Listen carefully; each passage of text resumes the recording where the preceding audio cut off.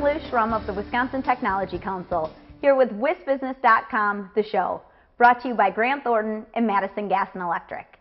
On today's show, in his commentary, Tom Still talks about the new math of job creation. And serial entrepreneur Kelly Fitzsimmons rates the state's startup climate. I'll be right back with the WisBusiness.com stock report for mid-March. When someone you count on anticipates your needs, your job becomes a whole lot easier. Grant Thornton clients get advice and recommendations from partners in the U.S. and through member firms worldwide. Grant Thornton. Here's the WisBusiness.com stock report for mid-March. Rising small business lending, another sign the economy may be improving. The Small Business Association shows more than $70 million in government-backed lending to Wisconsin small businesses last month. That total not only beats last year's dismal February total, but also the pre-recession totals of February 2008, 2007, and 2006. And falling, consumer complaints. The Wisconsin Better Business Bureau says complaints against state companies fell by nearly 8% last year. That decrease bucks the national trend. The national BBB says complaints nationwide are up by nearly 10%.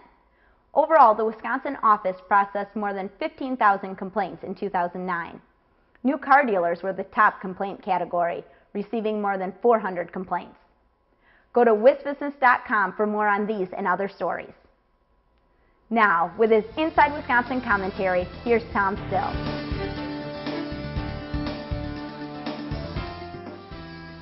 The debate over how to create more jobs in Wisconsin will be one you'll hear about a lot during the 2010 election year as candidates for governor, the legislature, and other statewide offices trade ideas and a few jabs about what works best. An opening salvo in that fight took place recently when Republican candidate for governor Scott Walker promised to create 250,000 jobs and 10,000 businesses by 2015. That's the end of the four-year term for Wisconsin's next chief executive.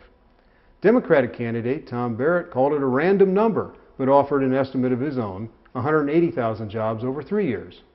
Not to be outdone, Republican candidate Mark Newman made a lighthearted guess when he replied, "I'll bid 350,000. Whether it's 180,000, 350,000, or somewhere in between, all those numbers sound pretty big at a time when nearly 9% of the state's workforce is still unemployed.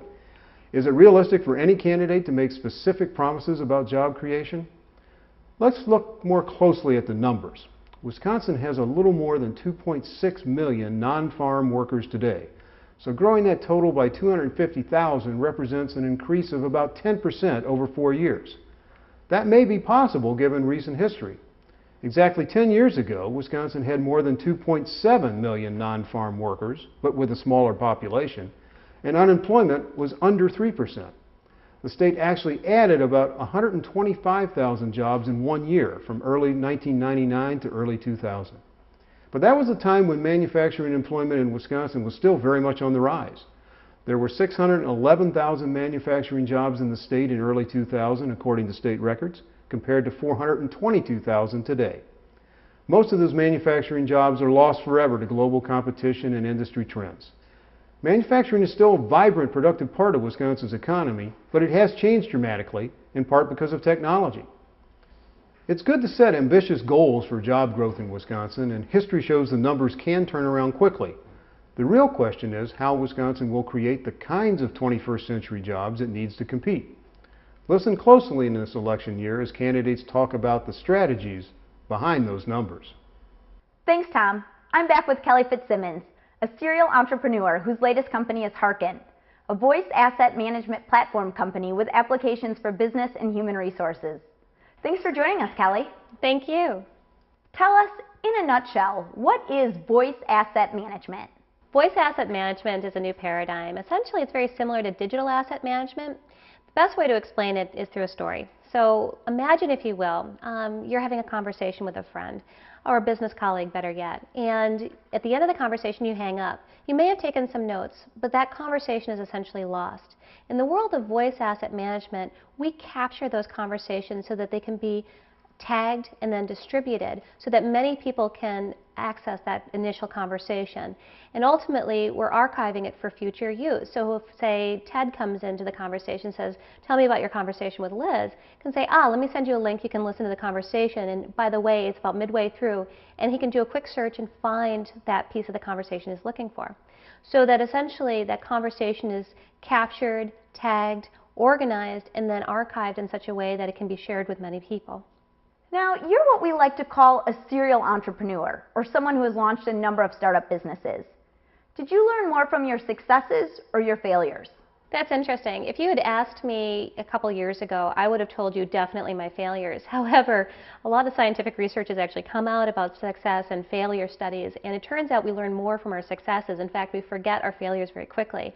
And as I really started thinking about that in the context of my business and my career, I know that's true. To my current company, I've brought a lot of the best practices, things that worked in previous lives. And the failures, although they felt incredibly daunting at the time, the thing that they taught me was that they're survivable and that you can go on. And quite frankly, with some of the things that I've done in the past, if you told me at the time I was going to survive, I would have told you, you're nuts. I'm just going to evaporate on the spot. But the wonderful thing about being a serial entrepreneur is by the time you get to your fifth startup, you're like, okay, I think I got it now. And you have more poise, more energy, and ultimately, I think in my case, more resilience because I know I will survive. You've been a tech-based entrepreneur in Wisconsin for more than a decade. What are some of the important differences in the state's startup climate today versus then? Yeah, if it was in the early 90s, it was extremely hard to raise capital. It was very much a loose consortium of high net worth individuals you try to track down as angels. Today, it's very organized. Thanks to the Wisconsin Angel Network, we were able to find the different groups very quickly and be able to complete 2 oversubscribed angel rounds, which is really unprecedented in my experience. And I could benchmark it against other peers that were raising at the same time, and I know that we actually had much more success fundraising in Wisconsin than they did out in Silicon Valley. And that just speaks wonders to the climate here. It also, the tax credits, Act 255 particularly, I can attribute at least $500,000 in which we raised in this last round directly to those tax credits. Thanks, Kelly. And thank you for watching this edition of WisBusiness.com, The Show. The show is produced by WisBusiness.com and the Wisconsin Technology Council, and sponsored by Grant Thornton and MG&E.